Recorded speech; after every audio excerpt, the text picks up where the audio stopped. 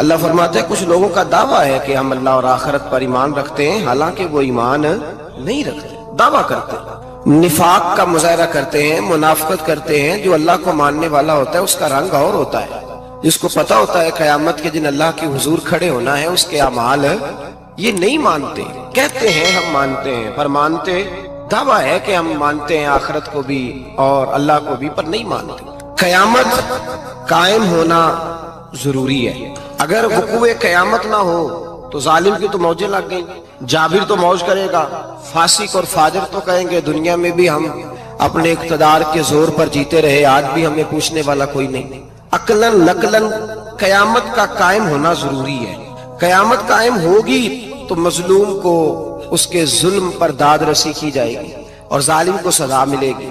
ایک آدمی ساری زندگی دنیا کے اندر لوٹ مار کرتا رہا، دھوکہ فریب فراڈ کرتا رہا، اس کی راتیں شراب و کباب میں گزر گئیں، وہ مرے اور بات ختم ہو گئی، ٹھیک ہے موج کر کے چلا گیا۔ ایک آدمی ساری زندگی اس نے اللہ تبارک و تعالیٰ کی رضا کے لیے اپنی نظر کی حفاظت کی، زبان کی حفاظت کی، یہاں تک کہ دل کی بھی حفاظت کی، وہ بھی مرے تو معاملہ ختم ہو گیا۔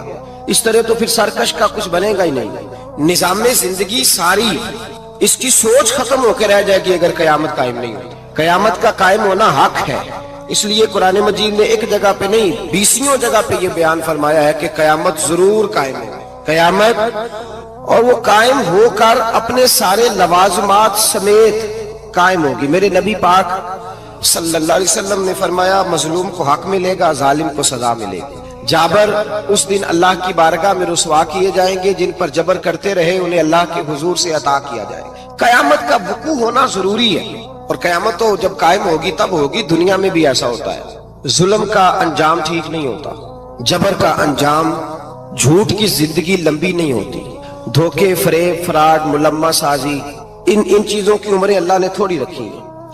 وقتی طور پر ظالم کو، دھوکے باز کو، جابر کو جو مہلت ملتی ہے وہ سمجھتا ہے میری سیاست کام کر رہی ہے، وہ سمجھتا ہے میں بڑا دانا ہوں، بڑا چالاک ہوں، دیکھ لو اتنے ظلم کے، جبر کے، دھوکے کے باوجود بنا ہوا ہوں۔ حالانکہ اللہ کی طرف سے اسے مہلت ملتی ہے اور بڑا ہی مہربان ہے۔ مہلت اس طرح دیتا ہے کہ میرے نبی پاک علیہ السلام نے فرمایا جب میرا مسلمان نیکی کرتا ہے تو اللہ فرشتوں سے فرماتا ہے 70 گنا بڑھا کے لکھ لو اس کی نیکی، 70 گنا، اور جب گناہ کرتا ہے تو اللہ فرماتا ہے ٹھہر جاؤ ابھی لکھنا نہ، اسے ٹائم دو۔ یا اللہ کتنا؟ فرمایا 24 گھنٹے تو دو، ہو سکتا ہے توبہ کر لے، یہ اس کی مہربانی ہے۔ اب وہ جو اللہ نے مہلت دی ہے نا کہ شاید توبہ کر لے، لوگ سمجھتے ہیں میری چالاکی کی وجہ سے نظام سیٹ چل رہا ہے، میں بڑا تیز ہوں، 2 4 5 باتیں بولتا ہوں سب صحیح ہو جاتا ہے۔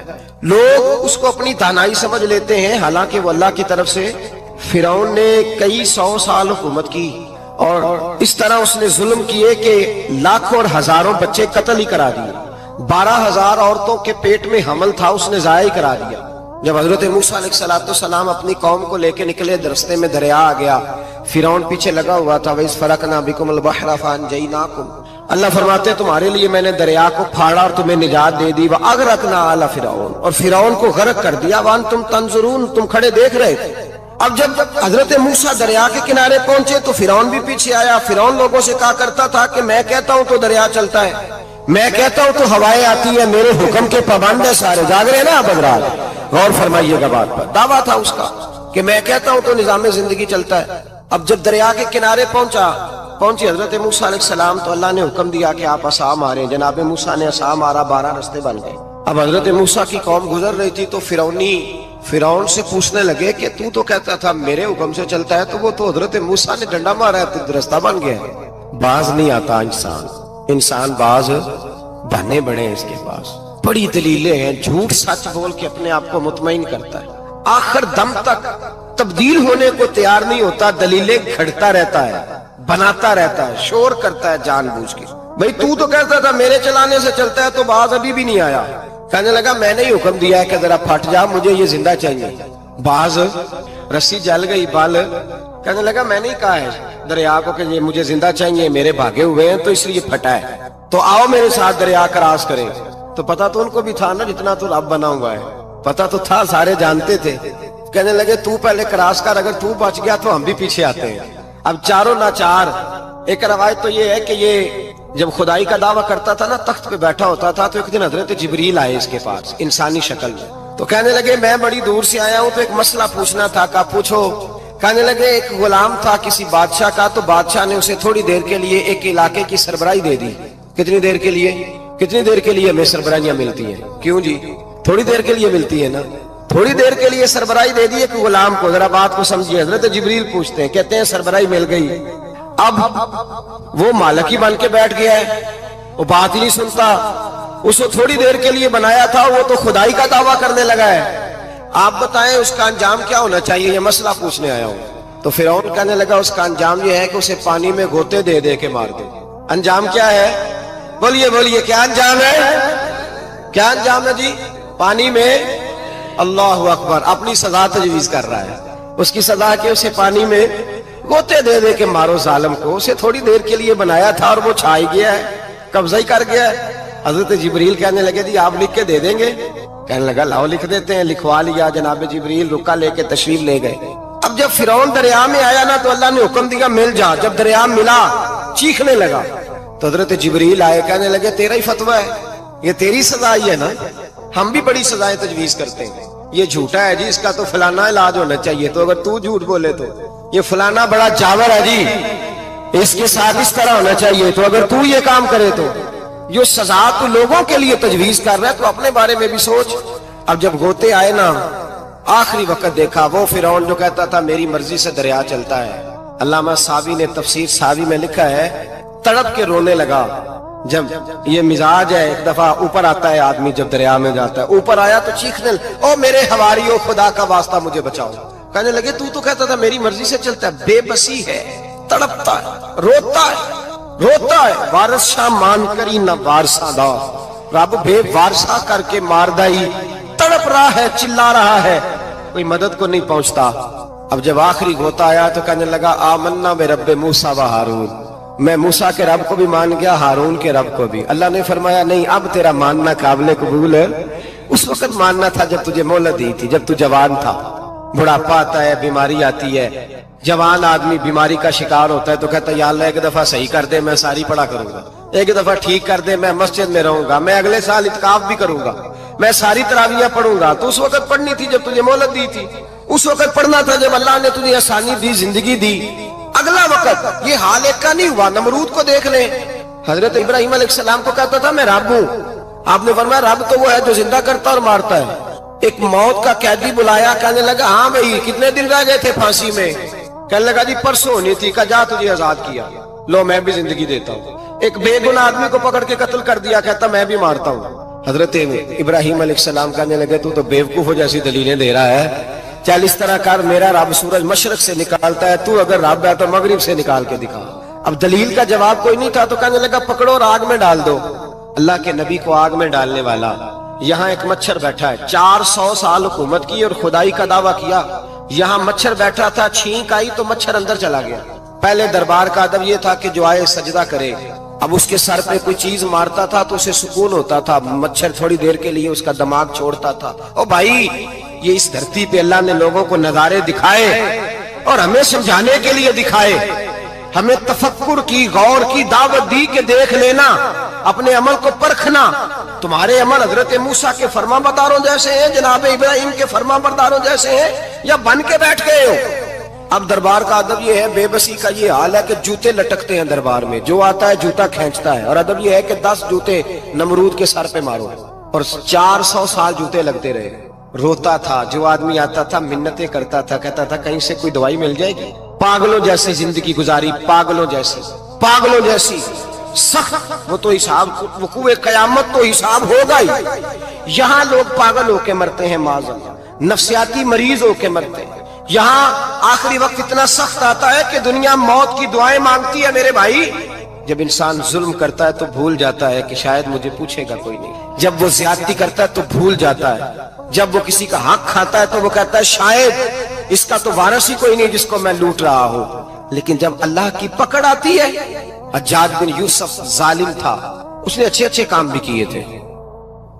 قرآن پاک پر زیر زبر آراب حجاج بن یوسف نے لگوایا. محمد بن قاسم کو ہندوستان سندھ کے علاقے فتح کرنے بھی حجاج بن یوسف نے بھیجا تھا.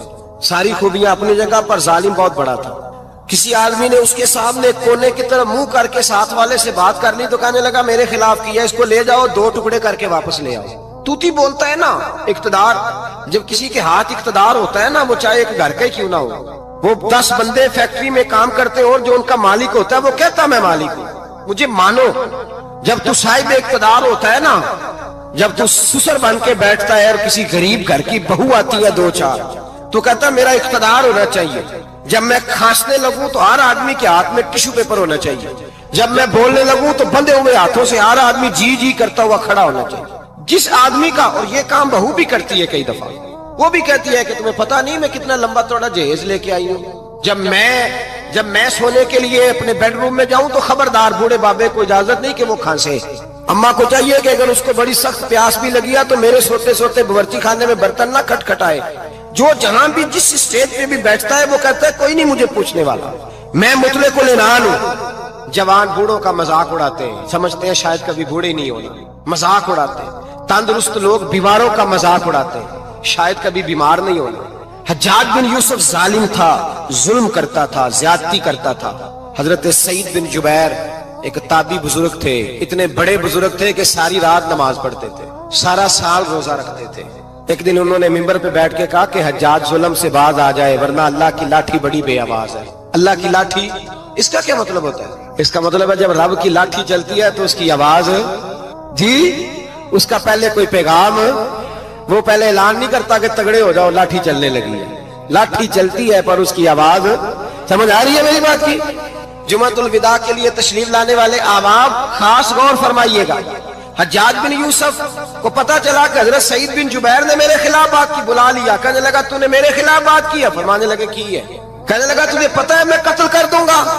آپ فرمانے لگے نہ تو زندگی کا مالک ہے نہ موت کا مالک ہے، تو کیسے قتل کر؟ کہنے لگا تجھے پتا ہے میرا؟ فرمایا میں نے تجھے نہیں، میں نے تو کئی شداد، کئی حماد، کئی قارون، کئی فرعون، کئی نمرود دیکھے، کئیوں کی داستانیں سنی، تو کون ہے؟ تو چھوٹا سا ہے۔ ایک جملہ ہے ملا جلال الدین رومی کا، بڑے درویش تھے، ایک بات کہہ گئے، کہنے لگے نمرود جتنے پیسے نہیں، فرعون جتنی حکومت نہیں، قارون جتنی دولت نہیں، ورنہ فرمانے لگے میرے زمانے میں بھی کئی لوگوں کا خدا بننے کو دل کرتا ہے، کئی لوگوں کا دل کرتا ہے، لیکن نمرود جتنے پیسے، فرعون جتنی طاقت اور قارون جتنی دولت نہیں، ورنہ ہو سکتا ہے لوگ دعویٰ کر جائیں معاذ اللہ ثم معاذ اللہ۔ یہ آج سے کئی 100 سال پہلے وہ کہہ رہے ہیں، آج تو حالات بڑے ابتر ہیں، اس کی نسبت خطرناک۔ فرمانے لگے حضرت سعید بن جبیر تو زندگی موت کا مالک نہیں، کہنے لگا پکڑو، قتل کرو اسے، لے جاؤ۔ جب پکڑ کر کھینچ کر لے جا رہے تھے نا تو حضرت سعید بن جبیر مسکرانے لگے۔ اب ظالم کے سامنے مسکرائے تو اس کو بڑا غصہ آیا، یہ میرا مذاق اڑاتا ہے؟ بلا لیا، ادھر آؤ، کیوں مسکرا رہے ہو، کیا ہوا؟ تو حضرت سعید بن جبیر کہنے لگے میں مسکرا رہا ہوں تیری بیوقوفی پر اور اپنے اللہ کی دی ہوئی ڈھیل پر، میں مسکرا رہا ہوں کہ یا اللہ کیا بات ہے، کیا تیرا شان ہے، کیسے لوگوں کو ڈھیل دی ہوئی ہے، میں مسکرا رہا ہوں تیری بیوقوفی پر کہ تو سمجھتا ہے شاید مجھے پوچھنے والا کوئی نہیں۔ کہنے لگا اس کو باہر نہ لے جاؤ، میرے سامنے قتل کرو۔ ٹھیک ہے جی، قتل کرنے لگے تو حضرت سعید بن جبیر نے منہ کعبے کی جانب کر لیا، انی وجہت وجہی للذی فطر السماوات والارض حنیفا وما انا من المشرکین۔ جب آپ نے یہ آیتیں پڑھی نا کہ میں نے منہ کر لیا ہے اپنے رب کی جانب، کرو مجھے قتل، کہنے لگا نہیں نہیں، اس کا منہ پھیرو، کعبے کی طرف ہو کے قتل نہ ہو، ہے ظالم پر پاگل ہو گیا ہے۔ حضرت سعید بن جبیر کے حوصلے نے شکست دے دی، ناکام ہو گیا، مخبوط الحواس ہو، کہنے لگا اس کا منہ پھیر دو۔ جب کعبے سے پھیرا تو آپ فرمانے لگے للہ المشرق والمغرب فانما تولى فثم وجه اللہ۔ اللہ فرماتا ہے تو مشرق اور مغرب سارا ہی اللہ کا ہے، جدھر بھی منہ کرو گے ادھر اللہ ہی اللہ ہے، جدھر بھی منہ کرو گے ادھر اللہ ہی اللہ ہے، چاروں جانب پھیر دے، جدھر منہ پھیرنا ہے تو نے پھیر دیا منہ۔ حضرت سعید بن جبیر کے گلے پہ خنجر رکھا تو آپ نے ہاتھ اٹھائے، کہنے لگے اے اللہ میرے بعد اسے کسی اور پر مسلط نہ کرنا، میرے بعد کسی اور پر مسلط نہ، بس میں آخری ہوں۔ جب آپ ذبح ہوئے تو اتنا خون نکلا، اتنا خون نکلا کہ لوگ کہتے ہیں جتنا اونٹ کے وجود سے نکلتا، تر ہو گیا سارا اس کا دربار۔ ایک سمجھدار آدمی کو بلا کے کہنے لگا اتنا خون میں نے پہلے کبھی، میں نے بڑے بندے قتل کرائے ہیں پر اتنا خون نہیں نکلا۔ تو وہ کہنے لگے لوگ مر جاتے، مرتے وقت ڈر جاتے ہیں، سہم جاتے ہیں، خون سکڑ جاتا ہے، لگتا ہے یہ شخص جب دنیا سے گیا ہے تو ڈٹ کے گیا ہے، یہ ڈٹ کے گیا ہے دنیا سے۔ حجاج بن یوسف رات کو سویا، तो तड़प के उठा। क्या हुआ? घर वाले कहने लगे क्या हुआ? कहने लगे सईद बिन जुबैर ख्वाब में आए और कहते हैं उठ मुझे बता तूने मुझे क्यों कत्ल किया, बता बता क्यों मारा। अगली रात फिर सोया तो वही ख्वाब, फिर सोया तो वही। गुनाह नफ्सियाती मरीज बना देता है, जुल्म तुझे मखबूतुल हवास कर देता है। जब तू ज्यादती करता है तो अल्लाह फरमाते हैं कि तू अल्लाह को भूलता है, अल्लाह तुझे अपना आप भुला देता है। फिर तू भूल जाता है, फिर तू सीधे रास्ते पे चलता है पर भटक जाता है, फिर तू सही रास्तों का तायुन करके भी गुमराह होता है, फिर तू रोज वही गाड़ी चलाता है पर अब जब तू ब्रेक लगाता है तो नहीं लगती। जब गुनाहों के साथ तू मखबूतुल हवास होता है, तू रोज वो कारोबार करता है, लेकिन जब तेरे गुनाह तुझे घेर लेते हैं फिर उसी कारोबार में तू नुकसान उठाता है। हज्जाज बिन यूसुफ तड़पता है, रोता है, यहां तक कि बीमार हो गया। पेट में दर्द होती है, पता नहीं क्या हुआ, तकलीफ होती है, पता नहीं। सारे हकीम तबीब डॉक्टर कोई ना समझ सका कि बीमारी क्या है। जो बीमारियां खुदाई होती हैं उनका लोगों को पता, जो आजमाइशें रब की जानिब से होती हैं वो डॉक्टरों के हत्थे नहीं चढ़ती। जो तकलीफें अल्लाह देता है उनका हकीम तबीब इलाज नहीं कर पाते, मुश्किल। और शिफा उसी वक्त होती है जब अल्लाह देना चाहे, और जब रब भी देना ना चाहे तो बड़े बड़े डॉक्टर कहते हैं कि हमारे बस की बात नहीं रही। बगदाद से हकीम आए, पेट देखा, कहने लगे ना तेरे मिर्दे में कोई दिक्कत है, ना तेरे जिगर में, ना किसी और जगह, माजरा क्या है? एक आखिरी इलाज है, आखिरी। वो क्या? गोश्त का छोटा सा टुकड़ा धागे के साथ बांध के मुंह में डाला और फिर एक बारीक सा तिनका लेके उसको अंदर डालने लगे गले में। वो गोश्त का टुकड़ा जब हलक के अंदर उतर गया, उस हकीम ने वापस खींचा तो कैसे ऐसी बदबू आई जैसी कभी सूंघी न थी। जानवर कीड़े मकोड़े लगे हुए बाहर निकले और जब देखा तो जितने महल में लोग बैठे थे चिल्लाते हुए निकल गए कि ये क्या मुसीबतें हैं। हकीम भी उठ के दौड़ने लगा। कहा तुझे क्या हुआ? कहने लगे हज्जाज तेरी बीमारी जमीनी नहीं, तेरी मुसीबत जमीनी नहीं।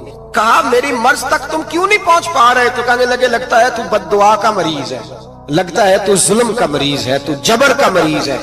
तड़पता रहा, सिसकता रहा। एक वक्त वो भी आया कि घर वालों ने कमरे में बंद करके ताला लगा दिया, दीवार से टक्करे मारता। ओ भाई, जो गुनाहों के बीमार होते हैं उन्हें शिफा नहीं होती, जो जुल्म जबर बर्बरियत के बीमार होते हैं उन्हें सुकून कल्बी मुयस्सर नहीं आता। दवाइयां उन बीमारियों की बनी हुई हैं जो बीमारियां जमीनी हैं, जो बीमारियां खुराक की बदपरहेजी से होती हैं, जो गुनाहों की बदपरहेजी से होती हैं। उनकी बीमारियां, उनकी शिफा तौबा है, उनकी शिफा रुजू इल्लाह है, उनकी तौबा अल्लाह से माफी मांगने से शिफा होती है। हज्जाज जब मरने लगा तो बुलाया, ये रंग भी जरा मुलाहिजा कीजिएगा, दो चार करीबियों को बुलाया। पता होता है ना अपने करतूतों का आदमी को, पता सारा है सरदार मुकीतियां, जब पता होता है सारा। बुला के कहने लगा जब मैं मर जाऊं तो मुझे रात को दफन करना। क्यों भाई, औरत है? कहने लगा नहीं, रात को दफनाना। ठीक है, रात को दफना देंगे। फिर कहने लगा जब सुबह हो जाए तो सुबह होने से पहले पहले मेरी कब्र जमीन के बराबर कर देना, निशान मिटा देना। का वजह तू कलमा पढ़ता है और हुजूर का हुक्म है कि कब्र कम से कम एक बालिश, एक गेट ऊंची होनी चाहिए जमीन से कम कम, तो तू तेरी कब्र मिटा दे। वजह पता होता है अपने जुल्मों का। कहने लगा मुझे पता है लोग मेरे मरने के बाद मेरी कब्र भी नहीं छोड़ेंगे। दुनिया में तो मेरे जबर की वजह से कोई आ ना सका, लेकिन मेरी कब्र भी लोग जनाजों में बातें शुरू कर देते। जनाजों में मैंने ऐसी भी दास्तानें सुनी है कि कोई मरा तो लोग जूतों का हार कब्र पे डाला है। नहीं भाई, तू जब जिंदा था तो तेरे जबर जुल्म की वजह से नहीं को बोल सका। एक तो है कयामत में हिसाब होगा, यहाँ दुनिया में हिसाब होने लगता है। इतनी इतनी लंबी जुबानें लोगों की लटक कर मरते वक्त बाहर निकल आती हैं। दुआ करें, जुमा है, अल्लाह ताला ईमान की मौत अता फरमाए। दुआ फरमाए रब ताला, अल्लाह तबारक व ताला तौबा करके जाने की तौफीक अता फरमाए। जागे जागे और सुने और दुआ करे, ए अल्लाह तू हमें जुल्म से वैसे ही महफूज फरमा। अगर हम ज्यादती करने लगे तो ए अल्लाह हमें उससे मना फरमा, हमें उससे तू ये तौफीक दे कि हम भाग आ जाए उस गुनाह से। मेरे भाई, एक तो दुनिया में सजा है, फिर कयामत की सजा है, और वो ज्यादा सख्त है, वो ज्यादा सख्त है। हम लोगों ने ना हीले बहाने बड़े बनाए हुए हैं। बैंक के साथ कारोबार करने वाला कहता है नहीं नहीं, मजबूरन लिया है, मजबूरन। मर रहा था तू, आखिरी लबों पे था तो जायज है, जायज है। उस वक्त जब तुझे खाने को लुकमा न लगे तो हराम खाना भी जायज है। क्या दिक्कत थी? क्यों अल्लाह रसूल के मुकाबले में खड़ा हुआ तू? क्यों सूद का धंधा किया? क्या क्या तकलीफ थी? क्या कहां तू उलझ गया था? ہم جان بوجھ کے اپنے لیے جہنم کٹھی کرتے ہیں، پھر کہتے ہیں سکون نہیں زندگی میں. کہاں سکون آئے گا؟ کیسے آئے گا؟ ہم نے خود آگ لگائی ہے چمن میں اپنے. جو قیامت کی سزا ہے، میرے نبی پاک علیہ السلام نے فرمایا رب تمہیں سامنے کھڑا کرے گا. اور کس طرح کھڑا کرے گا؟ فرمایا لوگوں کے وجود سے کپڑے اتر جائیں گے، زمین اس طرح دہکے گی جس طرح تانبا زمین پہ رکھا جائے اور آگ جلائی جائے. تانبا دیکھا ہے آپ لوگوں نے؟ یہ بھی گرمی گزری ہے نا، تو فرش پر جب سورج پڑتا تھا تو ننگے پاؤں چلا نہیں جاتا تھا. صحیح کہہ رہا ہوں؟ ننگے پاؤں، بچے کا پیر زمین پہ لگتا ہے تو چیخ اٹھتے ہیں، کہتے ہیں وہ جل گیا پیر. حالانکہ یہ فرش دنیا کے. اور اگر تانبے کے اندر خاصیت ہے کہ اگر کوئی دھات جلدی اور زیادہ گرم ہوتی ہے تو وہ تانبا ہے. میرے نبی نے مثال دی تو اس کی دی جو سخت تھا. فرمایا تانبے کی طرح زمین تپائی جائے گی اور پھر ننگے پاؤں رب تمہیں کھڑا کرے گا. آج سورج کی پشت تمہاری جانب ہے، قیامت میں منہ تمہاری جانب ہوگا. نیزہ آپ نے دیکھا ہوگا، نیزہ ہوتا تھا. فرمایا یہ جو تم نیزے دیکھتے ہو صرف 1.25 نیزے کے برابر سورج قریب آ جائے گا اور پھر اللہ تمہیں سامنے کھڑا کر کے تم سے سوال جواب کرے گا. اور حضور نے کہہ دیا ہے تو اب کسی نعت خواں کے کہنے سے بات بدل سکتی، کسی پیر کے کہنے سے جملہ بدل سکتا، کسی خطیب کے کہنے سے فکر نہ کرنا وہ سامنے جنت پڑی ہے، اب بات بدل سکتی. خدا کی رحمت پر بھروسہ رکھنا ضروری ہے، نبی پاک کی شفاعت کی امید رکھنا. بولیے. لیکن جو حضور نے بیان کیا ہے اس کو ماننا بھی یہ بھی ضروری ہے. میرے نبی پاک نے فرمایا اللہ تم سے حساب لے گا اور اللہ پوچھے گا، تم نے جواب دینا ہے. حضور کس کس شے کا؟ فرمایا جو پہنتے ہو اس کا جواب نہیں دینا، جو کھاتے ہو اس کا جواب نہیں دینا، جو اللہ کے راستے میں دیتے ہو اس کا جواب، باقی ہر شے کا جواب دینا ہے. ادھر جو پلاٹ ہے اس کا بھی جواب دینا ہے، اور وہ جو بچوں کو پیسے بتائے ان کا بھی جواب دینا ہے، جو چھپائے ہیں ان کا بھی. ثم لتسألن یومئذ عن النعیم. جو کمیٹی اپنے محلے میں ڈالی ہے اس کا بھی جواب دینا ہے، جو سسرال کے علاقے میں ابا جی سے چوری ڈالی ہوئی ہے اس کا جواب بھی، سب کا جواب دینا ہے. تمام حساب کتاب. اور اللہ فرماتے ہیں میں سامنے کھڑا کر کے ہر سوال کا تجھے ہر سوال کا جواب صاحب. اچھا یہ جو بڑے لوگ تھے وہ حساب سے ڈرتے تھے، ہم چھوٹے لوگ ہیں ہم حساب سے ہم نہیں ڈرتے، ہم کہتے ہیں دیکھی جائے گی. بڑے لوگ جو تھے وہ حساب سے. حضرت ابوبکر صدیق دعا کرایا کرتے تھے، دعا کرو اللہ مجھ سے حساب نہ پوچھے. حضرت عمر فاروق رضی اللہ تعالیٰ عنہ اپنے بیٹے سے کہتے تھے بیٹا اپنے باپ کے لیے رحمت کی دعا کرنا، میں درگزر والا ہوں، میں حساب والا کوئی نہیں. بڑے لوگ ڈرتے تھے، بڑے لوگ. حضرت عثمان غنی قبر پہ کھڑے ہوتے تھے تو داڑھی آنسوؤں سے بھیگ جاتی تھی. غلام کہتے ہیں حضور 3 دفعہ نبی پاک نے آپ کو جنت کی بشارت دی، 3 دفعہ بشارت دی ہے تو آپ کیوں اتنا روتے ہیں؟ عثمان غنی فرماتے جس رسول نے مجھے جنتی کہا ہے اسی محبوب نے مجھے فرمایا تھا عثمان قبر آخرت کی منزلوں میں سے پہلی منزل ہے. اور آپ فرماتے میرے تو کمرے میں دیا گل ہو جائے تو مجھے ڈر لگتا ہے، اس میں تو مکمل اندھیرا ہے. آپ فرماتے کھڑکیاں بند ہو تو دم گھٹنے لگتا ہے، اس کو تو دروازہ ہی کوئی نہیں، روشن دان تک نہیں. بھائی جو بڑے تھے وہ ڈر رہے تھے. مولا علی شیر خدا نماز کا وضو کر کے کانپتے تھے، کانپتے. علی آپ مرحب کے سامنے نہیں کانپے، خیبر کا دروازہ اکھاڑتے نہیں کانپے، بدر احد خندق حنین اور خیبر میں نہیں کانپے، تو یہاں آپ فرمانے لگے مالک کے سامنے جاتے ہوئے ڈر آتا ہے. بڑے لوگ کانپتے تھے، بڑے لوگ. آج کون سا جمعہ ہے؟ سارے بولیے. حالانکہ یہ اگلے سال دوبارہ آئے گا، ہمارا نہیں پتا کہ ہم ودا ہو جائیں کہ کیا بنے. یہ کون سا جمعہ ہے؟ آیا جمعۃ الوداع، آئے ہم پڑھتے. آج ایک فکر لے کر کے جانا، ایک سوچ. جہاں روز رات کو بیٹے کی ٹینشن، بیٹی کی ٹینشن، بھائی کی ٹینشن، پوتے کی ٹینشن ہوتی ہے نا، ایک ٹینشن اور اپنے آج ایک ٹینشن بڑھا لو، قبر کی ٹینشن پیدا کر لو، قیامت کی تھوڑی سی فکر کر لو، تھوڑی سی ایک لمحے کے لیے صحیح تھوڑا خیال پیدا کرے. حضرت حسن بصری نام سنا ہوا ہے نا، یہ حضرت علی کے شاگرد ہیں، نبی پاک کے گھر میں آ جاتے تھے کئی دفعہ، بچے تھے جب. حضرت حسن بصری تابعی ہیں. فرماتے خانہ کعبہ میں عمرہ کرنے گیا، طواف کعبہ کر رہا تھا تو بڑا عجیب منظر ہوا، رات کی تنہائی ہوئی. اس وقت کئی دفعہ طواف بند بھی ہوتا تھا، اس لیے کہ رش کم ہوتا تھا تو رات کو سب سو جاتا. کہتے رات ذرا گہری ہوئی تو لوگ اپنا اپنا خیمہ لے کے جاتے تھے. اب تو ہوٹل ہے نا تو خیمے لگتے تھے، لوگ خیمہ لے کے جاتے تھے، جہاں جگہ ملتی تھی خیمہ لگا کے رہتے تھے. فرماتے میں رات کو سویا خیمے میں، ایک دردناک آواز آئی، میٹھی ہے دھیمی ہے پر درد بڑا ہے. کوئی رونے والا رو کے کہتا ہے اللہ حساب قیامت میں مجھ سے نہ لینا، اے اللہ تنہائی میں جتنا مرضی حساب لینا پر لوگوں کے سامنے نہ لینا. اور پھر کہتا ہے اللہ फजल तो तब करे जब तू मेरा हिसाब पूछे ही ना। फिर चंद मिनट गुजरे तो फिर वो रोने लगा, मेरे कानों में आवाज आई, कहने लगा अल्लाह हिसाब तो उनका लिया जाता है जो हिसाब के काबिल होते हैं। आला हजरत कहते हैं ना, रजा से तू क्या हिसाब लेगा, रजा भी किसी हिसाब में है। ऐ अल्लाह मैं काबिल नहीं, मुझसे हिसाब ना लेना। कहते थोड़ी देर गुजरी तो फिर वो रोने लगा, फिर जरा सांस संभले तो फिर कहने लगा ऐ अल्लाह मैं तो लोगों को कोई बंदा हिसाब पूछ ले तो नहीं दे सकता, मैं तुझे कैसे हिसाब दूंगा। फिर तड़पने लगा। कहते थोड़ी देर गुजरी तो फिर एक लफ्ज उन्होंने कहे, रोने वाले ने, कहने लगे अल्लाह देख तेरे महबूब का फरमान है जो माफी मांगे तो उसे माफ कर दिया करता है। ऐ अल्लाह मैं माफी मांगने आया हूँ और मस्जिद नहीं आया, मैं काबातुल्लाह ही आ गया हूँ। कहते हैं वो इतना रोए कि चीख आई उनकी, और जब धड़ाम से कोई जमीन पे गिरा तो मैं परेशान हुआ कि अब तो बेहोश हो गया। फरमाते हैं मैं जोर से उठा फटाफट और उस शख्स की तरफ बढ़ा। मेरे दिल में ख्याल है कोई गुनाहगार है बेचारा, तो चलो मैं भी दुआ करता हूँ, इसको कहता हूँ बेटे फिक्र न कर, अल्लाह तेरी मदद करेगा। फरमाते मैं गया इस नीयत के साथ कि मैं कहूंगा चलो उठो तुम भी दुआ करो, मैं भी करता हूँ, अल्लाह हमसे हिसाब ना पूछे। कहते मैं गया तो वो शख्सियत बेहोश पड़ी थी, काले स्याह बाल उनके चेहरे पे बिखरे हुए थे। कहते लोगों जब मैंने जुल्फे हटाई चेहरे से तो मेरा वजूद कांपने लगा आसमान टूट पड़ेगा, जमीन फट जाएगी, सितारे बिखर जाएंगे, आज बह जाएंगे समुंदर। फरमाते मेरी चीखें निकल गई, ये कोई गुनाहगार तो नहीं, ये तो हजरत फातिमा के पोते इमाम ज़ैनुल आबिदीन है, ये तो इमाम हुसैन का वो बेटा है जो करबला में तन्हा बचे थे।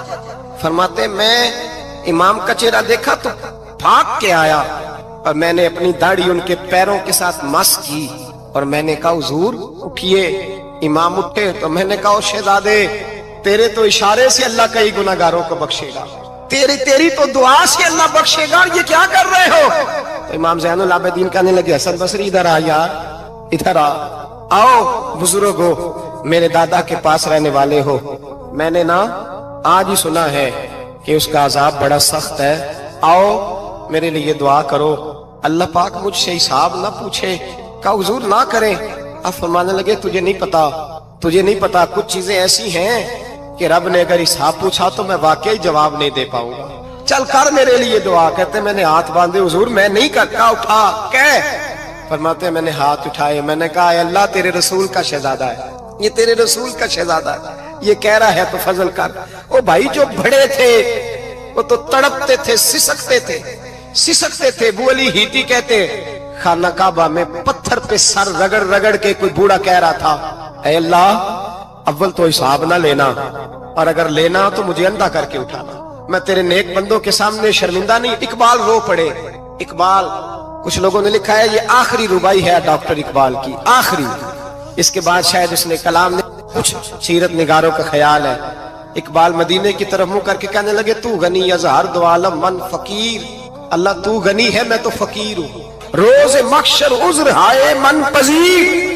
ए अल्लाह अव्वल तो मेरा कोई उज्र कबूल कर लेना मक्शर के दिन, और अगर ना करना हुआ अगर तुम्ही बीनम हिसाबम ना गुजीर, अगर जरूर ही मेरा हिसाब लेना है, ए अल्लाह अगर तूने जरूर लेना है, ए अल्लाह अगर जरूर ही लेना हिसाब, अव्वल तो मेरा उज्र मान लेना, मेरी कमजोरी पे रहम करना, ए अल्लाह मेरे बुढ़ापे पर मेरी कमजोरी पर रहम करना, अगर जरूर हिसाब लेना है अज निगाहे मुस्तफा पिन्हा बगीर, तो ए अल्लाह जरा हुजूर की निगाहों से ओझल करके लेना। ए अल्लाह मुझे शर्म आएगी, मेरे मुस्तफा करीम फरमाएंगे मैं तो तुझे हर बात समझा के आया, एक एक जगह तेरी रहनुमाई करके आया, तू कैसे अमल कमा, जरा ओझल करके अज निगाहे मुस्तफा पिन्हा बगीर, जरा हुजूर की आंखों से ओझल करके साइड पे करके लेना, मैं बर्दाश्त नहीं कर पाऊंगा। हजरत वो अली इती कहते हैं बाबे ने सर रखा हुआ है और कहते अल्लाह मुझे अंधा करके उठाना। फरमाते मैं गया, मैंने कहा चलो मैं दुआ करता हूँ जाके। फरमाते जब मैंने जाके बुजुर्गों की कमर पे हाथ रखा, उनका चेहरा देखा तो ये कोई गुनाहगार तो नहीं, ये तो बगदाद के पीर अब्दुल कादिर जिलानी है, ये तो महबूब सुभानी गौसे समदानी है, ये तो वो शख्स है जो कदम लगाए तो अल्लाह विलायत अता करता है। जो बड़े थे वो डर रहे थे। मोइनुल मिल्लत वद्दीन अताए रसूल हिंदुल वली गरीब नवाज हजरत ख्वाजा मोइनुद्दीन अजमेरी रहमतुल्लाह अलैह, ख्वाजा कुतुबुद्दीन बख्तियार काकी को तन्हाई में बुला के कहने लगे मोइनुद्दीन सैयदजादा है, मोइन उद्दीन हुजूर के खानदान में पैदा हुआ है। मोइन उद्दीन से इसके पीर को बड़ी उम्मीदें थी। मोइन उद्दीन को रसूल पाक ने हिंदुस्तान भेजा था, पर कुतुबुद्दीन यार मोइनुद्दीन तबलीग का हक नहीं अदा कर सका। हजरत ख्वाजा कुतुबुद्दीन कहने लगे हुजूर 90 लाख तो मुसलमान कर दिए, और क्या हक था? फरमाया नहीं, जब तू तहज्जुद की नमाज पढ़े ना बेटा, अपने लिए दुआ मांगना तो खुदा से कहना मौला मेरे पीर की कोताहियां माफ कर। वो जिस एजाज का था वो काम नहीं कर सकता। जो बड़े थे उनकी तो बातें बड़ी थी। ये जो हम छोटे आए हैं ना नए, टिकटें देते फिरते हैं, टिकटें। बेनमाजी जाहिल अनपढ़ पीर टिकटें बांटता है लोगों को, तू भी बख्शा है तू भी बख्शा है। वो 90 लाख लोगों को राय हक पर लगा के भी कहते थे नहीं, हक तो ये है कि हक अदा ना हुआ, हक तो ये है कि हक कोई शाही पल्ले नहीं, डटा हुआ खड़ा है मुसलमान, डटा हुआ। ये हिसाब सुने। किसी ने हजरत अबू हुरैरा से कहा कि कोई ऐसी हदीस सुनाओ जो आपको भी बड़ी महबूब हो। हजरत अबू हुरैरा ने चीख मारी, रोने लगे और बेहोश हो गए। फिर हिलाया, पानी पिलाया, उठे, कहा हुजूर बात की थी, हदीस सुनाए। फिर रोने लगे। हमें तो नहीं ना रोना आता, हमें तो तब आता है जब बेटा बात ना माने, हमें तो तब आता है जब कारोबार में नुकसान हो जाए, हमें तो तब रोना आता है जब हमारा कोई दोस्त हमारे बारे में गलत बात कर दे, बेइज्जती दुनिया की हो जाए। हजरत अबू हुरैरा 3 दफा होश आया, 3 दफा रोए और कहने लगे अजीजों ये वो वाली हदीस है कि मैं सोचता भी हूं तो मैं तड़प उठता हूं। कहा कौन सी हदीस? तो हजरत अबू हुरैरा कहने लगे मैंने नबी पाक से सुना है कयामत में सबसे पहले उलमा का हिसाब होगा, सबसे पहले उलमा का। रब करीम फरमाएगा तुम्हारी दीन के नाम पर बड़ी मौजें थी, तुम्हारे बड़े पोस्टर छपते थे, लाइनें बना के लोग तुम्हारे हाथ चूमते थे, लोग तुम्हारी घड़ी को भी चूमना अपने लिए सादत समझते थे। बताओ मेरे रसूल के नाम पर खाने वालों क्या करके आए हो? अमल बताओ, अमल। मौज बड़ी की ना तुमने, बताओ अमल। उलमा आलिम अर्ज करेगा अल्लाह मैं जगह जगह तेरे रसूल के दीन की बात करता था, मैं कुरान के दर्स देता था, मैं रातें बेदार रह के तैयारियां करता था, मैं जो बन सका किया। रब फरमाएगा नहीं, तूने तो इसलिए किया था कि लोग तुझे पीर साहब कहें, मौलाना साहब कहें, तेरे नारे लगाएं, तो लगे नहीं फिर तेरे नारे, फिर लोगों ने लंबे लंबे अलकाबात पुकारे नहीं तेरे। हुजूर सैयद आलम अलैहिस्सलाम फरमाते पहला हिसाब उसका लेगा जो आलिम कहलाता था। रब पूछेगा तुझे ताकत दी, हिम्मत दी, बोलने की सलाहियत दी, अपने फजल से दी, बता क्या कमा के आया है। हजरत अबू हुरैरा रोते हैं, कहते हैं मैं भी तो हदीसें सुनाता हूं, मैं भी तो आलिम हूं, मेरे पीछे भी तो लोग भागते हैं। लोगों बताओ अगर अल्लाह ने अबू हुरैरा से पूछा तो क्या जवाब देगा? अल्लाह फरमाएगा उलमा के लिए बुखारी मुस्लिम है, इन्हें उठाओ और जहन्नम में डाल दो। इमाम गजाली फरमाते हैं अगर किसी आलिम को सजा मिली तो सबसे सख्त आलिम को मिलेगी। दुआ फरमाए अल्लाह मेरे जैसे लोगों को हिदायत का रास्ता अता फरमाए, और जो कहते हैं समझते हैं अल्लाह उस पर अमल की तौफीक अता फरमाए। फरमाया हजरत अबू हुरैरा ने दूसरे नंबर पर सखी अल्लाह की बारगाह में खड़ा किया जाए, मालदार। रब फरमाएगा बोल कुछ ऐसे भी थे जिनके पास शाम की रोटी नहीं थी, तुझे मैंने तेरी तिजोरी भर के तुझे दौलत अता की, तुझे विरासत में मैंने मुरब्बे दिए, जायदादें दी। बता वो कुछ वो थे सवेरे मजदूरी करने जाते थे, कमा के लाते थे, हजारों रुपया तेरी बैंक में पड़ा था, बता क्या किया तूने? ऐ अल्लाह मैंने मस्जिद में दिए, मदरसे में दिए, 30 दिन इफ्तारियां पकाता रहा। अल्लाह फरमाएगा तू झूठ बोलता है, तू सारा कुछ इसलिए करता था कि लोग तुझे सखी कहे। हाँ हाँ तेरा ऐलान हुआ मस्जिद में, लोगों ने कहा वो देखो कितने पैसे दे रहा है, इसका वो देखो नाम लिखा हुआ है अस्पताल के एक कोने में कि ये वाला ब्लॉक फलां सेठ साहब ने बनाया, ये देखो लिखा हुआ है कि ये कमरा मदरसे का इसने बनाया, तो लिख दिया गया, नारे लग गए, अब जा दौड़ जा। अल्लाह जहन्नम में फेंक देगा। फरमाया फिर शहीद खड़ा किया जाएगा। हाँ भाई तुझे ताकत दी, हिम्मत दी, बता कहां खर्च की, कहां? ए अल्लाह शहीद ही हो गया। फरमाया वो तो इसलिए हुआ था कि लोग तुझे शहीद कहें, बहादुर कहें, तेरे नाम पे रोड का नाम रखा जाए, तमगाए हुस्ने कारकर्दगी मिले सो मिल गया। मेरे लिए बता क्या करके आया है मेरे लिए, इसे उठाओ और जहन्नम में फेंक दो। भाइयों अजाब कड़ा है, अजाब सख्त है, हिसाब सख्त है, और जो हिसाब लेने वाला है उसको। मैं ना तरावी हो रही थी तो कारी साहब ने एक सूरह यासीन शुरू की, वमताजुल यौमा ایھا المجرم. اللہ فرماتا ہے قیامت میں کہوں گا مجرم جو ہے نا وہ صفوں سے باہر آ جائے، صفوں سے باہر آ جائے. ایک ہمارے فزکس کے ٹیچر ہوتے تھے تو بڑی سخت چھڑی مارتے تھے. تو جب وہ قد بھی بڑا تھا، جلال بھی بڑا تھا اور اصول بڑے اچھے انسان تھے لیکن سخت تھے، تو مجھے یاد آتا تھا کہ جب وہ سویرے آ کے کہتے جس نے کام نہیں لکھا وہ باہر نکل آئے. دو قسم کی چوٹ لگتی تھی. ایک تو خیال یہ آتا تھا کہ شرمندگی بڑی ہوگی کہ سارے اسٹوڈنٹ بیٹھے ہیں اور 2 3 4 ان کو کہا وہاں مرغے بن جاؤ، بڑی شرم آتی تھی. اور پھر جب وہ مارتے تھے اتنا سخت مارتے تھے کہ کئی کے دن تکلیف رہتی تھی، بتایا نہیں جاتا تھا. وہ اسٹوڈنٹ بتاتے تھے کہ یار اس سے بچو کسی بھی طریقے، اور کسی کا کام رہ بھی جاتا تھا کہتے تھے اس پیریڈ کی ڈیوٹی سبق یاد کر کے آنا ہے. سخت ٹیچر کے بارے میں تیرا میرا یہ رویہ ہے. تو یاد آ رہا تھا جب وہ کہہ رہے تھے نا وَامْتَازُوا الْيَوْمَ أَيُّهَا الْمُجْرِمُونَ، تو میں صف میں کھڑا تھا تو 2 قطرے میرے بہہ گئے آنسو کے. مجھے ساتھ بچہ کہنے لگا طبیعت ٹھیک ہے. میں نے کہا طبیعت تو ٹھیک ہے، کچھ یاد آ گیا ہے کہ میدان محشر میں یہاں تو چھپے ہوئے ہیں نا عیب، چھپے ہوئے. اور بھائی رب بڑا کریم ہے، عیبوں کے باوجود نوازتا ہے.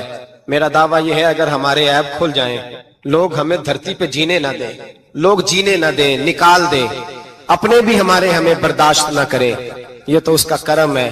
پتہ سارا ہے سردار نو کیتیاں دا پردہ چپایا ہی تیرا پلا ہو سی. وَامْتَازُوا الْيَوْمَ أَيُّهَا الْمُجْرِمُونَ. اللہ فرمائے گا مجرم باہر آ جائے. یا اللہ کیا ہوگا؟ جب سوال جواب ہوں گے تو رب فرماتا ہے تیری زبان پہ مور لگا کے بند کر دوں گا. تیرے ہاتھ بولیں گے، پیر بولیں گے، سر بولے گا، پیٹ بولے گا. اس وقت کی فکر پیدا کریں، ٹینشن پیدا کریں. وقوع قیامت حق ہے. اور باندھ کے نا لوگ پیر باندھ کے زور کے ساتھ باندھتے. سگا بیٹا جب قبر میں دفن کرتا ہے نا تو وہ بھی کہتا ہے وہ کونا، یہ کونا تھوڑا سا مٹی کم ہے، یہاں بھی مٹی ڈالو. پہلے لوگ روزانہ جاتے ہیں، پھر ہفتے کے بعد، پھر مہینوں بیت جاتے ہیں. کچھ قبریں ایسی بھی ہیں جن پہ کھڑے ہوں تو لگتا ہے قبریں رو رہی ہیں اور کہتی ہیں جاؤ میرے گھر والوں سے جا کے کہو کوئی پھیرا ہی لگا جائے. وہ ایک دفعہ آئے تو صحیح. کوئی مٹی نہیں ڈالتا. بادشاہوں کی قبریں روتی ہیں، سرمایہ داروں کی قبریں روتی ہیں، کوئی جاتا نہیں. اتنے موٹے سوراخ ہے قبروں میں. آپ اپنے شہر کے قبرستان پھر کے دیکھ لیں، سوراخ ہے. او بھائی حضرت مولا علی شیر خدا قبرستان گئے تو پہلے رونے لگے، پھر کہنے لگے قبروں والوں کیا حال ہے تمہارا؟ تو آپ فرماتے ہیں مردہ مجھے اندر سے بول کے کہنے لگا علی کفن پھٹ گیا، ہڈیاں ٹوٹ گئی، مال تو دے آئے تھے وارثوں کو پر حساب ہمیں دینا پڑ رہا ہے، تو بتا پیچھے کیا حالات ہیں؟ تو حضرت علی کہنے لگے تمہاری بیویوں نے اور نکاح کر لیے، تمہارے دوستوں نے نئے دوست بنا لیے، تمہاری اولادوں نے تمہارے بغیر جینا سیکھ لیا، تمہاری جائیدادیں بٹ گئیں، تمہارا پیسہ تقسیم ہو گیا. پہلے تو کوئی تمہارا نام لیتا تھا، اب تو تمہارا ذکر ختم ہو گیا. اب تو 1 2 نسل تک تمہارا ذکر تھا، اب تو تمہیں یاد ہی کوئی نہیں کرتا. کہتے ہیں لوگ یہاں کوئی رہا کرتا تھا، یہاں کوئی ہوا کرتا تھا، اب تو تم قصہ پارینہ، قصہ ماضی ہو گئے. حساب کا وقت قریب ہے، قریب آ گیا وقت. اللہ فرماتے اقترب للناس حسابهم وهم فی غفلۃ معرضون. فرمایا حساب کا وقت قریب آ گیا ہے تو ابھی بھی غافل ہے. جمعۃ الوداع ایک پریشانی لگانے کا ارادہ تھا، بڑی پریشانیاں پالی ہیں، ایک پریشانی اور پال لو. جس کو یہ پریشانی لگ جائے اس کی عمل سنورنے لگ جاتا ہے. یہ پریشانی پال لو کہ اگر مجھے حساب دینا پڑے. حضرت عمر کا فرمان، آپ فرمایا کرتے تھے اپنا حساب خود کر لو قبل اس کے کہ اللہ تمہارا حساب کرے. خود کر لو اپنا حساب، خود کھاتے ٹھیک کر کے رکھو، چیک کر کے رکھو. میری دعا ہے اللہ پاک ہمیں ان میں شامل کرے جن کو وہ معاف کرنے والا ہے. اگر نہیں جانتے یہ تو قیامت میں راز کھلے گا یہ کس شان والا آدمی. حضرت عبداللہ ابن مسعود رضی اللہ تعالی کہ حضرت ابی بن کعب کی شان کیا ہے، وہ کس پائے کے قاری قرآن ہے. لیکن چونکہ اعتراف کرتا ہوں ہم نے صحابہ کرام علیہم رضوان کی عظیم زندگیوں سے اس طرح سے قوم کو آشنا نہیں کیا جو ہماری ذمہ داری تھی. میں آپ کو سچ بتاؤں، زندگی سنوارنے کے لیے، رحم دلی پیدا کرنے کے لیے، مال اور دولت اس کا حقیقی مصرف کیا ہے یہ سمجھنے کے لیے، مخلوق خدا کے ساتھ ایک مومن کا رویہ کیا ہونا چاہیے اس کو سمجھنے کے لیے، اور زندگی کو کیسے سمیٹ کے رکھنا ہے، اپنے آپ کو کیسے بچا کے رکھنا ہے، کس خوبصورتی کے ساتھ محتاط انداز میں قدم آگے بڑھانا ہے، یہ اگر کسی نے سیکھنا ہے تو سیدنا صدیق اکبر سے سیکھے۔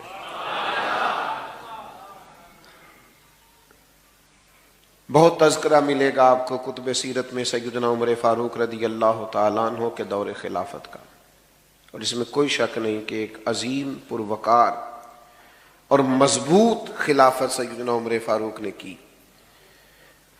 اسلامی حدود کو 24 لاکھ مربع میل تک پھیلا دیا، بہت ساری فتوحات ہوئیں، لیکن آپ کبھی تاریخ کے ورق الٹ کر دیکھیے، آپ کو پتہ چلے گا کہ یہ جو مضبوط خلافت حضرت عمر نے کر کے دکھائی ہے نا، یہ مضبوط خلافت انہیں دی سیدنا صدیق اکبر نے۔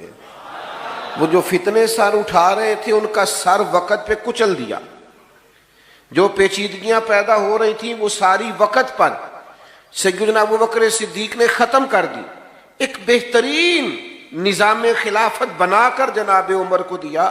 اب انہوں نے چلانا تھا، انہوں نے بھی کمال کر کے چلایا۔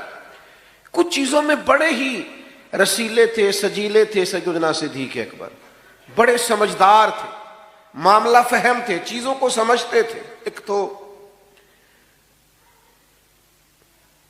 لوگوں کا خیال ہے مال کمانا فن ہے، لوگ سائیڈ بزنس کرتے ہیں، دیکھتے ہیں کون کامیاب چل رہا ہے اس سے جا کے گزارش کرتے ہیں کہ یار مجھے بھی شامل کر لیں، پھر دیکھتے ہیں آج کل کون سا کاروبار ٹھیک ہے اس کاروبار میں شامل ہو جاتے ہیں۔ لوگوں کا خیال ہے پیسے کمانا فن ہے، لیکن بزرگ فرماتے ہیں کہ کمانا بھی فن ہے پر خرچ کرنا اس سے بڑا فن ہے، یعنی کہاں لگانا ہے، کس ترتیب سے لگانا ہے، بندہ کنجوسی سے بھی بچے اور اسراف بھی نہ ہو، اور وہ مال کو صحیح جگہ پہ خرچ کرنے میں کامیاب ہو جائے، یہ بھی فن۔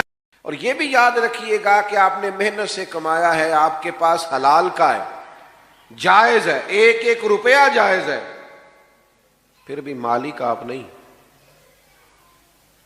کیونکہ مالک ہوتے تو حساب تو نہ دینا پڑتا، مالکوں نے کبھی حساب نہیں دیا، لیکن یہ جو ہمارے پاس ہے ثم لتسألن یومئذ عن النعیم، ایک ایک نعمت کا سوال ہوگا۔ اور صحیح بخاری میں موجود ہے، حضور فرماتے ہیں قیامت میں اللہ یہ بھی پوچھے گا کمایا کہاں سے تھا اور یہ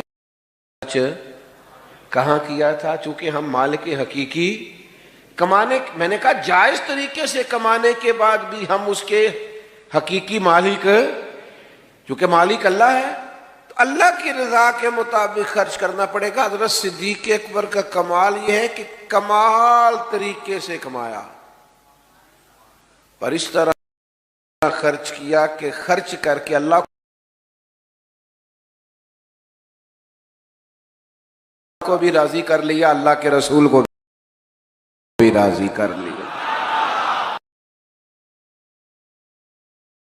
یہ بڑا کمال ہے۔ یہاں علماء تشریف فرما ہے، حضور کی خدمت میں ایک صحابی نے کہا تھا میں سارا ہی اللہ کی راہ میں مال خرچ کرنا چاہتا ہوں، تو نبی کریم نے منع کر دیا، میرے بچے کسی اور کی طرف دیکھتے رہے، سارا مال اللہ کے راستے میں خرچ کرنے سے منع۔ حضرت ثابت بن قیس نے بھی کہا تو حضور نے منع کیا، حضرت کعب بن مالک نے بھی توبہ قبول ہونے پہ کہا تو حضور نے منع فرمایا، حضرت ابو لبابہ نے توبہ قبول ہونے پہ عرض کی حضور سارا خرچ کرنا ہے۔ چلیں جن کا مطالعہ زیادہ ہے وہ شاید کچھ اور نام بھی پیش کر سکیں، نبی کریم صلی اللہ تعالی علیہ وسلم نے کل مال، ایک موقع پہ حضرت سعد بن ابی وقاص نے بھی کہا تو فرمایا چوتھا حصہ دو، باقی اپنے بچوں کے لیے چھوڑ دو، وہ بعد میں کسی کے سامنے ہاتھ پھیلائیں تو یہ درست نہیں ہے۔ حضور سارا قبول نہیں فرماتے، منع فرما دیتے، قربان جائیں۔ یہ صدیق اکبر ہے، یہ اس طرح سے سارا لائے ہیں کہ کپڑے بھی اتار کے لے آئے، یہ سارا ہی لے آئے۔ باقیوں کے لیے قاعدہ یہ تھا کہ آپ چوتھا حصہ لائیے، 3 حصے گھر میں رکھیے، سارا نہ لائیے، قبول نہیں کیا جائے گا۔ لیکن یہ صدیق اکبر ہیں، لائے بھی سارا ہے، قبول بھی سارا ہی ہو گیا ہے۔ لٹایا راہ حق میں گھر کئی بار، 1-2 بار نہیں، لٹایا راہ حق میں گھر کئی بار، اس محبت سے کہ لٹ لٹ کر حسن گھر بن گیا صدیق اکبر کا۔ کئی ہزار دینار تھے گھر میں پڑے ہوئے، اور ہجرت کے لیے حضور کے ساتھ جانا ہے، تو ذرا انتظام کرنا دیکھیے۔ اپنے بیٹے سے کہا کہ سارا دن کفار کی باتوں پر نظر رکھنا، شام میں غار ثور میں آ کے بتانا۔ یہ انتظامات دیکھیے، یہ ہجرت ہو رہی ہے، یہ بظاہر ایمرجنسی ہے، یہ مشکل حالات ہیں۔ اس طرح کی مشکلات میں اس طرح کی ایمرجنسی میں اس طرح کے انتظامات نہیں ہوتے۔ بیٹے سے کہا سارا دن خبر رکھنا اور رات کو آ کے غور ثور میں اطلاع دینا۔ غلام سے کہا کہ سارا دن بکریاں سائیڈوں پہ چرانا، شام ہو جائے تو ذرا غار کے قریب لے آنا، حضور کو تازہ دودھ ملنا چاہیے۔ بیٹی سے کہا کہ بیٹا شام ہو جائے، حاجی نا وہ چلے جاتے ہیں، کئی انتظامات کرتے ہیں، صبح 2-3 پانی کی بوتلیں ساتھ لیں اور ذرا جلدی جلدی گئے دھوپ نکلنے سے پہلے، اور جب غار ثور سے واپس آتے ہیں تو پھر وہ اپنی کرامات بھی سناتے ہیں کہ میں پہنچ گیا اور میں اتنے منٹ میں گیا اور میں اتنی جلدی۔ چلے اچھی بات ہے، آپ سنائیے، کوئی حرج نہیں۔ حالانکہ اب رستے بھی بن گئے اور رستے میں 2-4 جگہ سستانے کا بندوبست بھی ہے، کھانے پینے کا انتظام بھی ہے، آپ جا بھی رہے ہیں آ بھی رہے ہیں۔ اس خاتون کا اندازہ کرتے ہیں جو رات کو جاتی تھی، لوگ سو جاتے جاتی تھی، اور اس طرح جاتی تھی کہ رستہ بھی نہیں تھا۔ حضرت اسماء بنت ابی بکر صدیق، والد کا حکم ہے کہ تازہ کھانا محبوب کو پہنچانا ہے۔ یہ بندوبست دیکھیے، کئی ہزار دینار گھر میں موجود تھے جب ہجرت کے لیے جا رہے تھے، وہ سارے ساتھ لے لیے۔ لٹایا راہ حق میں گھر کئی بار، وہ سارے لے لیے۔ اور والد نابینا ہے، جناب اسماء سے کہا کہ چھوٹے چھوٹے روڑے ڈال کے اوپر اس کے بوریا ڈال دینا، اور اگر والد پوچھے زیادہ پیسے تو نہیں لے گئے تو ان کا ہاتھ لگوا دینا، انہیں محسوس ہو کہ رقم یہی ہے۔ گھر کیا چھوڑ کے آئے ہو؟ تو جواب تو یہ تھا نا کہ سارا لے آیا ہوں، لیکن حضرت صدیق اکبر صوفی ہے نا، عرض کرنے لگے حضور گھر اللہ چھوڑ آیا ہوں، اللہ کا رسول چھوڑ آیا ہوں، بھرا ہوا ہے گھر میرا، بھرا ہوا گھر، اللہ اور اس کا رسول موجود ہے، رب رسول کا نام ہمارے پاس موجود ہے۔ تو یہ دیکھیے، خرچ کرنا بھی ایک کمال ہے، یعنی آپ خرچ کر کے اللہ کی رضا حاصل کر رہے۔ پھر ان کی زندگی کا ایک اہم پہلو ہے اللہ کی مخلوق سے محبت کرنا۔ غریب سیانے نہیں ہوتے، چونکہ عقل مند ہونے کے لیے بھی پیسوں کی ضرورت ہے۔ ہمارے پنجابی میں ایک مثال ہے کہ جی دے گھر دانے اور دے کملے بھی سیانے، یعنی کہ جس کے جیب میں پیسے ہوں وہ باولا بھی ہو نا تو وہ سیانا ہی ہوتا ہے۔ اور آپ مالدار آدمی، مفتی بھی وہ خود ہی ہوتا ہے، لیکچرار بھی ہوتا ہے، وہ آپ کو بہت ساری نصیحتیں کرتا ہے، آپ سن رہے ہوتے ہیں۔ اس کی خوبی کیا ہے جو اس کے پاس ہے تو وہ دیتا ہے۔ وہ تو کئی مالدار تو اللہ ماشاءاللہ ایسے ہوتے ہیں، وہ مشورے دے دے کے پریشان کر دیتے ہیں، اتنے زیادہ مشورے۔ غریب سمجھدار نہیں ہوتا، وہ غلطیاں کرتا ہے، بار بار کرتا ہے، کیونکہ میری غربت نے کیا مجھ کو زمانے میں بدنام۔ وہ تیری دولت ہے جس نے تیرے سے بھی دولت بھی۔ غریب بہت ساری کمزوریاں کمیاں دکھاتا ہے۔ حضرت عبداللہ ابن مسعود، غالباً حضرت ابو مسعود انصاری رضی اللہ تعالیٰ عنہ سے آدمی ہیں، انہوں نے عرض کیا تھا حضور میں اپنے غلام کو کتنا کو معاف کروں ایک دن میں؟ تو محبوب نے فرمایا 70 دفعہ تو معاف کرنا چاہیے ایک دن میں۔ بڑا مشکل کام ہے، 7 دفعہ نہیں معافی دیتے لوگ۔ یہ کہ مخلوق سے پیار، اللہ کے بندوں سے محبت، یعنی انہیں پتا چلا کہ حضرت بلال حبشی رضی اللہ تعالیٰ عنہ کو تکلیف دی جا رہی، عجیب معاملہ تھا کہ ایک غلام کو آزاد کرنا اور اس طرح سے مہنگے داموں خریدنا اور آزاد کرنا، یہ بڑا انوکھا کام تھا۔ آپ قرآن مجید کا 30واں پارہ پڑھیے، کچھ لوگوں نے تو یہ کہنا شروع کر دیا تھا کہ ابو بکر صدیق پر کوئی احسان لگتا ہے بلال حبشی کا، ورنہ اتنے بڑے پیسے مفسرین نے لکھا ہے، لوگوں نے کہنا شروع کر دیا کہ اتنے سارے پیسے خرچ کر کے غلام کو آزاد کرانا سمجھ میں نہیں آتا، لگتا ہے ان پر کوئی احسان ہے۔ تو اللہ نے قرآن مجید میں فرمایا کوئی احسان نہیں، وہ تو رب کی رضا چاہتے ہیں۔ بھائی مخلوق سے محبت محض اللہ کی رضا کے لیے، محض اللہ کی رضا کے لیے۔ آپ کے والد نے آپ سے کہا بھی، اور صرف حضرت بلال حبشی کو نہیں خریدا، کئی غلاموں کو خریدا، والد نے کہا بھی کہ بلال آپ کچھ ایسے لوگوں کو خریدیں جو بعد میں آپ کا احسان مانتے ہوئے آپ کے کام بھی آئیں۔ تو حضرت صدیق اکبر نے کہا میں جو کر رہا ہوں رب کی رضا کے لیے کر رہا ہوں۔ اور اس پر تھوڑی معنویت پیدا کی زندگی میں، معنویت، یعنی 3 دن ہوئے تھے حضرت صدیق اکبر کے وصال کو۔ حضرت عمر فاروق رضی اللہ تعالیٰ عنہ امیر المومنین بنے تو حضرت عمر فرماتے ہیں 3 دن ہوئے تھے ابھی ان کے وصال کو، تو 2-3 بچیاں چھوٹی چھوٹی روتی ہوئی آئیں اور مجھ سے آن کر کے کہنے لگی کہ آپ خلیفہ بنے ہیں۔ میں نے کہا میری ڈیوٹی لگی ہے۔ تو کہنے لگی چلیے پھر عصر کے بعد ابو بکر صدیق ہمارے گھر آیا کرتے تھے۔ تو حضرت عمر فرمانے لگے میں نے ان سے کہا بیٹا آپ کے گھر کس لیے؟ تو وہ کہنے لگی کہ ہمارا نا بھائی کوئی نہیں اور ہم یتیم ہیں، والد بھی انتقال کر گئے، ہمارے گھر میں کچھ بکریاں ہیں۔ جناب صدیق اکبر روز آتے تھے اور بکریوں کا دودھ دھو کے ہمیں دے جاتے تھے، کچھ پی لیتی تھیں، کچھ بیچ کے گزارا کر لیتی تھی۔ 3 دن ہو گئے ان کے وصال کو، میری بہنیں اور میری اماں روتی ہیں، بکریوں کا دودھ کون دھوئے گا؟ پتہ چلا ہے آپ امیر المومنین بنے ہیں تو چلیں گے؟ تو حضرت عمر فاروق اٹھے اور داڑھی مبارک پر آنسوؤں کے قطرے گرنے لگے، فرمانے لگے بیٹا مجھے تمہارے گھر کا نہیں پتا، تم آگے آگے چلو میں پیچھے پیچھے چلتا ہوں۔ ابھی گلیب سے گزر ہی رہے تھے کہ ایک صحابی ملے، کہا امیر المومنین کہاں جا رہے ہیں روتے ہوئے؟ تو جناب سیدنا عمر فرمانے لگے یار یہ ابو بکر صدیق میرے لیے رستہ ہی بڑا مشکل کر گئے، کتنا مشکل رستہ بنا گئے، جگر راہ وفا میں نقش ایسے چھوڑ آیا ہوں کہ جس منزل دیکھیے نا کس ترتیب سے مخلوق خدا کا پیار ہے کہ خاتون ہے اور گھر میں کام کاج کرنے والا کوئی نہیں، اور امیر المومنین جا کے جھاڑو دے رہے ہیں کسی کے گھر میں۔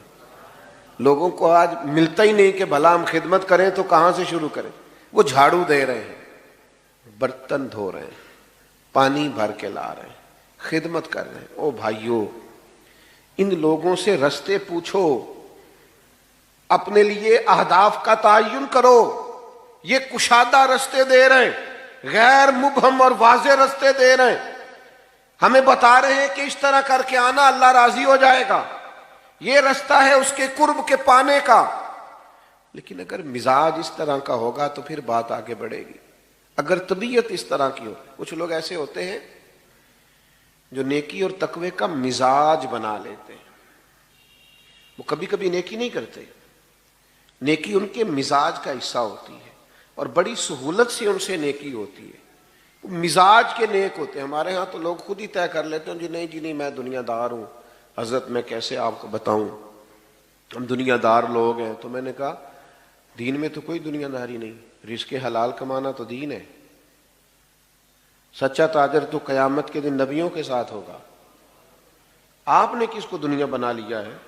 ہاں آپ بددیانتی نہ کیجیے، یہ دنیا داری ہے، جھوٹ نہ بولیے، یہ دنیا داری ہے، دھوکہ نہ دیجیے، یہ وہ چیزیں ہیں جو دنیا داری کے عرف میں آج کل غلط طریقہ اختیار کر کے کسی چیز کا حصول کرنا، یہ تو دنیا داری ہے۔ لیکن آپ سراپا نیکی بنیے، مزاج نیکی والا ہو، طبیعت نیکی والی ہو۔ نیکیاں تو ہر روز انسان کے پاس موجود ہوتی ہیں، دین نے تو ہر وقت خیر کرنے کا کہا ہے، نیکیوں میں ایک دوسرے سے سبقت لے جانے کا کہا ہے۔ مزاج نیکی کا ہو، طبیعت نیکی کی ہو، ارادہ نیکی کا ہو، حسن نیت کے ساتھ انسان آگے بڑھنا چاہتا ہو تو اس لیکن اگر ارادہ نہیں ہے تو پھر ٹھیک ہے، لوگوں نے بعض نیکیاں، بعض چیزیں اپنے حساب سے طے کر لی ہیں، وہ اپنے حساب سے نیکی کرتے رہتے ہیں، اپنی ترتیب کے حساب سے چلتے ہیں، ٹھیک ہے، آپ کیجئے اس کام کو، کوئی منع نہیں کرتا۔ اور بعض ایسی چیزوں کو بھی لوگ نیکی بناتے ہیں جس کو ترجیحاً بعد میں ہونا چاہیے تھا، اور ترجیح فرائض کو، واجبات کو دینا چاہیے تھی۔ اپنے حساب سے لوگ نیکیوں کو طے کرتے ہیں، لیکن جن کا مزاج پرہیزگاری والا ہونا، یعنی حضور نے فرمایا، یہ دیکھیے گا ذرا، فرمایا آج جنازے میں شرکت کس کس نے کی ہے؟ تو حضرت صدیق اکبر عرض کرنے لگے، حضور آپ نے پوچھا ہے تو بتا دیتا ہوں، میں آج جنازے میں گیا تھا۔ بھئی آج مسکین کو کھانا کس کس نے کھلایا؟ یا رسول اللہ یہ توفیق بھی اللہ نے مجھے عطا کی ہے۔ حضور نے پوچھا آج نفلی روزہ کس کس نے رکھا ہے؟ تو حضرت صدیق اکبر عرض کرنے لگے، حضور آپ کے غلام کو اللہ نے توفیق عطا فرمائی۔ آپ بات کو سمجھیں۔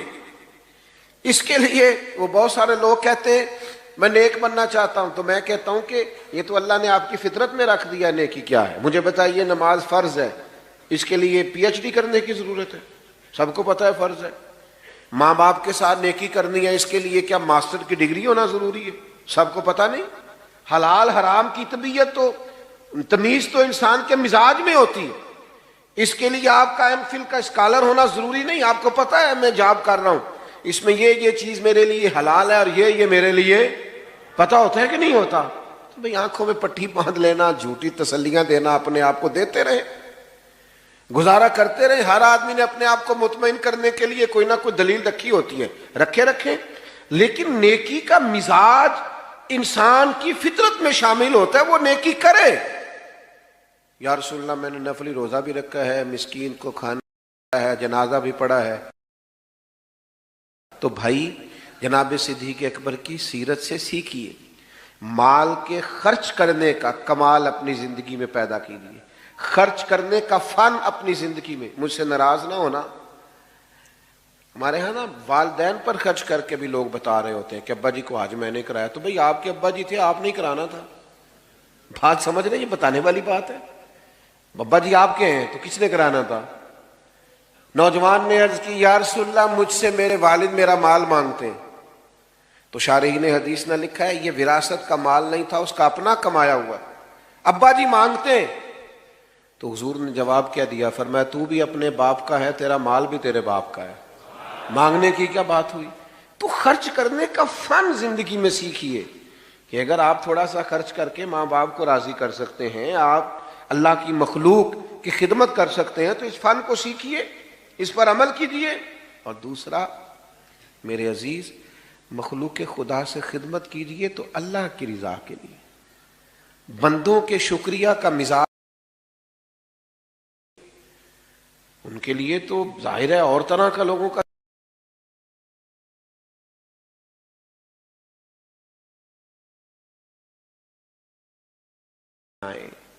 آپ گندے ہوئے ہوں، آپ کی طبیعت ہو، یعنی جو نیکی بھی آپ کو ملے، نبی کریم علیہ السلام نے فرمایا تم نے نیکی کو حقیر نہیں سمجھنا، کچھ نہ ہو سکے تو اپنے بھائی سے مسکرا کے بات ہی کر لینا، اللہ صدقے کا ثواب عطا کر دے گا۔ نیکیاں اکٹھی کرتے رہو۔ تو صحابہ کی زندگیاں کشادہ رستوں کا پتہ دیتی ہیں، صاف ستھرے رستوں کا تعین ہے۔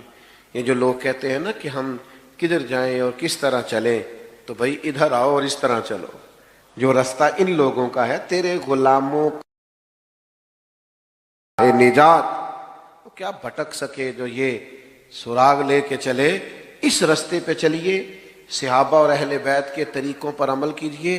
اور ایک بات ہمیشہ اپنے ذہن میں رکھیے کہ ہمیں ان سے سیکھنا ہے، ان کی ڈگریاں نہیں چیک کرنی۔ نہیں سمجھ آئی مسئلے کی؟ ٹیچر آیا نا کلاس میں پڑھانے کے لیے، بات ختم کرنے لگا تھا تو ایک بات ذہن میں آ گئی، میں نے کہا کر دوں۔ ٹیچر آئے نا، چلیں آپ سمجھ لیں کہ فرسٹ ایئر کی کلاس بیٹھی تھی، تو ٹیچر نے آ کے کہا اردو کی کتابیں نکالیے۔ تو اردو کے ٹیچر آئے تو اب ایک صاحب اٹھ کے پوچھیں ان سے کہ سر آپ پڑھانے کے لیے آئے ہیں تو آپ ایم اے اردو ہیں، اور اگر آپ ایم اے ہیں تو پھر آپ یہ بتائیے کہ ایم فل کیا ہوا ہے آپ نے، اور اگر آپ نے ایم فل کیا ہوا ہے تو یہ بتائیے آپ میرٹ پہ ہیں کہ سفارش؟ میرا خیال ہے ٹیچر ہاتھ باندھ کے سوالوں کے جواب دے گا۔ دے گا؟ وہ کہے گا تو نکلنا کلاس سے پہلے باہر۔ اللہ کے بندے، یہ مجھ سے پرنسپل سوال کرے تیرا حق نہیں بنتا، بات کی سمجھ آ رہی ہے؟ یہ تیرا حق، یہ مجھ سے پرنسپل پوچھے گا تو کون ہے؟ تو شاگرد ہے؟ یہ پرنسپل سوال کرے تیرا حق نہیں بنتا، بات کی سمجھ آ رہی ہے؟ یہ تیرا حق، یہ مجھ سے پرنسپل پوچھے گا تو کون ہے؟ تو شاگرد۔ کشادہ رہیں گے، اللہ تعالیٰ توفیق عمل عطا کرے۔ آخر دعوانا الحمدللہ۔ آپ دعا کریں۔ اللہم صلی علی سیدنا و مولانا محمد معدن الجود والکرم وآلہ وبارک وسلم۔ اللہ ہماری حاضری قبول فرما۔ جناب سیدنا صدیق میں غلاموں کا نذرانہ قبول فرما، ان کے رستوں، ان کے طریقوں پر چلنے کی توفیق عطا فرما، ہمارے گناہوں کو معاف فرما، ہماری غلطیوں سے درگزر فرما، علم نافع عمل صالح کی توفیق عطا فرما، سجدوں کا ذوق، عبادتوں کا شوق، اپنی یاد کی توفیق عطا فرما۔ اللہ کریم بیماروں کو شفا عطا فرما، مقروضوں کو بار قرض سے رہائی نصیب فرما، تنگ دستوں کے رزق میں وسعت فرما، امت کے حق میں رحمت والے فیصلے فرما، عالم اسلام کی مدد فرما۔ جن دوستوں نے اس بزم حسن کو سجایا، جو تشریف لائے، سب کو برکات عطا فرما۔ رب اغفر وارحم وانت خیر الراحمین، وصلی اللہ تعالی علی حبیبہ سیدنا و مولانا۔